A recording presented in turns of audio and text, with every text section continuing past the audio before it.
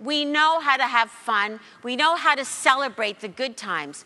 What is your tolerance for the slings and arrows of life that affect us all?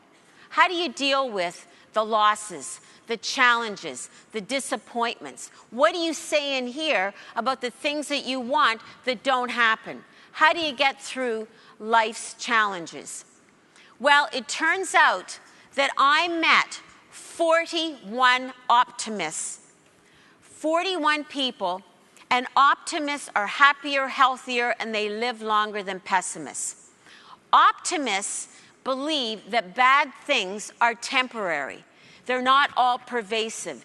Things will get better. They're able to compartmentalize events so that it doesn't contaminate their entire life. Whereas pessimists live in the future, worrying about things that might happen, could happen, what if they happen. They down spiral things into the worst possible conclusion. They catastrophize events. They jump to conclusions. They distort the positive. They minimize the positive, maximize the negative, and it really makes them feel inside and out not very good. So how do you become an optimist if you think you lean to being more of a pessimist? What you need to do is start listening to the stuff that you say to yourself. How often are you wrong? How often do you get yourself worried about something and then after it's over, gee, what was the big deal about it?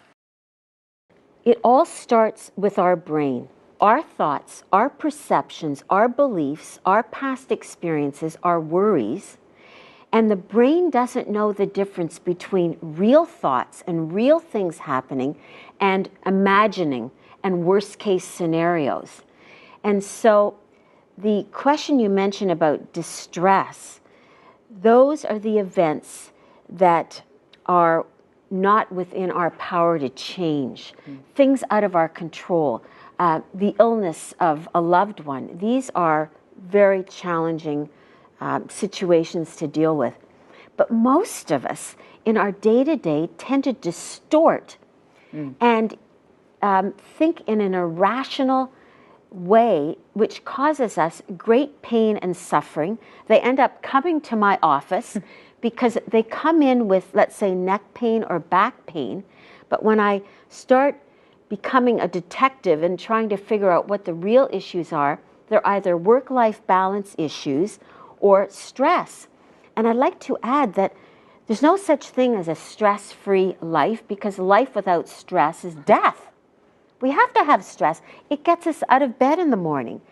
It's how you interpret what is going on. And as you mentioned, you can give two people the same event, one copes, one falls apart. How is that possible? It's all in here. It's all in the brain. So a great tip for someone who might be the type to distress and take the same stress and not deal with it as calmly. Any tips on what they could do? Yes. What you can do is a technique called disputation, where you start arguing with your distorted thoughts by saying, is this true? Am I jumping to conclusions? Am I catastrophizing? What is the evidence for my believing this? Is there another way of looking at this? And you keep peeling away the layers, and you find out that if you are saying, oh, I'm always having this difficulty, or things are always falling apart, or I'm never going to blah, blah, blah, when you say always and never, that's one of those distorted thoughts. Of course. And it triggers cortisol, which is the most important but can be destructive stress hormone. And you live in the what's called fight or flight sympathetic nervous system, which is fine if you have to get out of the way of danger. But what if you're sitting at your desk and thinking about 10 things at once? And you want to get into the parasympathetic, regenerative, healing, restorative system where all good things take place. And you do that through breathing. Elaine, one of the things I wanted to ask you is about you're called a life doctor. And so the LIFE is an acronym for what exactly? It was something I created because I don't believe in work-life balance. I think it is a myth, another thing to make us feel guilty And I came up with LIFE, which stands for love, inner being, fitness, and energy. And the question to ask is, what have I done for my life today? It is a daily check-in that people can do to see that they are living more of a balanced life than they think they are. They need to give themselves credit. So how it would work, it would be, I had lunch with a girlfriend today, so that's L. Or I hugged my kids, or I took my dog for a walk. It could be a pet, or I did something for the community. So it's all about connectedness, healthy relationships. The I, inner being, is about the things that nurture your spirit, your soul, that make your eyes moist.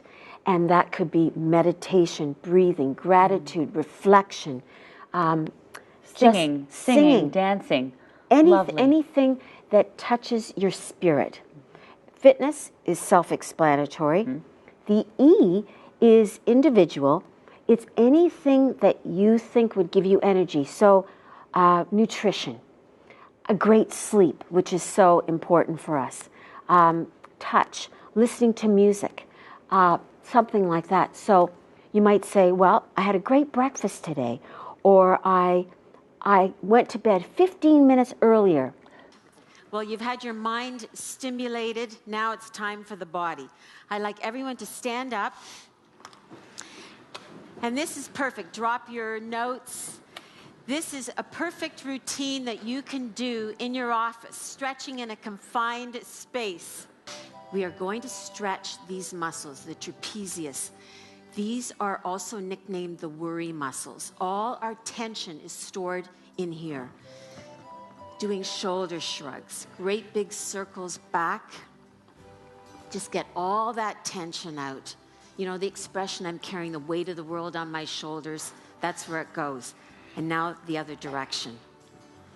Just get all that tension out. In your office, on the floor, close the door. Look what you can do. You can do the plank in a suit. You can talk on the telephone. Hi, how are you? Yes, yeah, I'm really busy. It's amazing. And think of the core work you're doing. You could, you could do emails with one hand, check your BlackBerry, bring your leg up. There's no excuse. You can do everything in your office. So enjoy, and I hope you feel better. Thank you. Thank you, Elaine. Thanks.